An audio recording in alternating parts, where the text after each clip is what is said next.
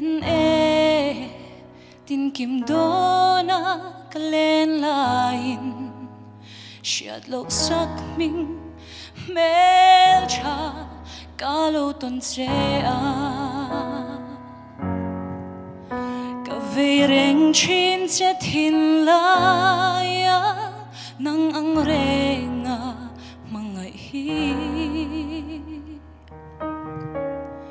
katong ai lo hele china izun zama dar tuyang in kaluang ralta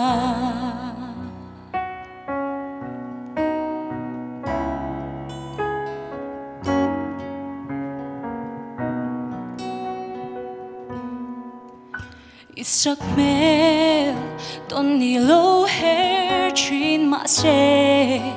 mit khap garlet sungin mual iliam le chi ipar moy na hi katan hian lunga inale beidon na Trana ruama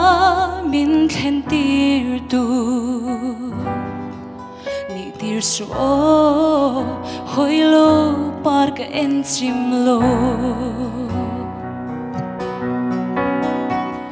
khoilam lanu nge moi ni le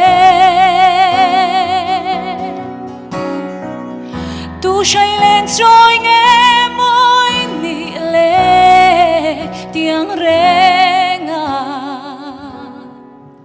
kadon lung ruk min ti buai tu katong ai lo nang lo chu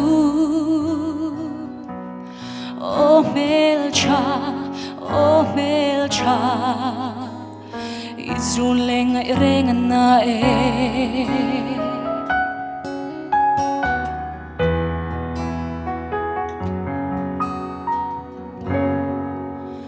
Ole hoi lo par moi nang ton le ni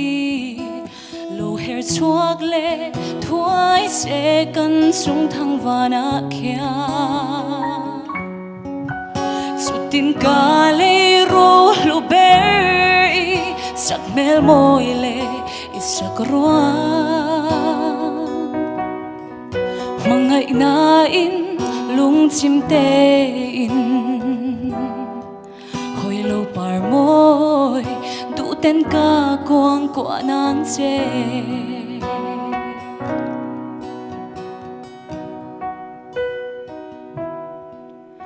ka don lung ruk min ti buai tu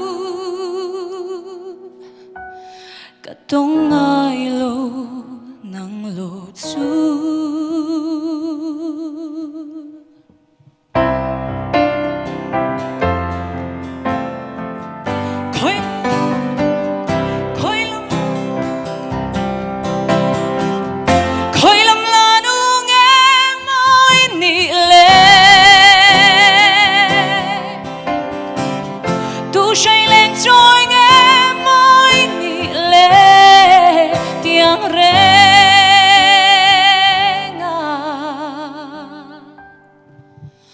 Kadon lung ruk min ti buai tu katong ai lo nang lo chu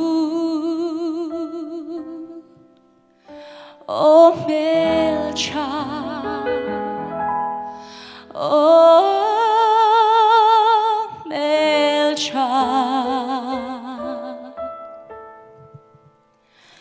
izun lenga renga na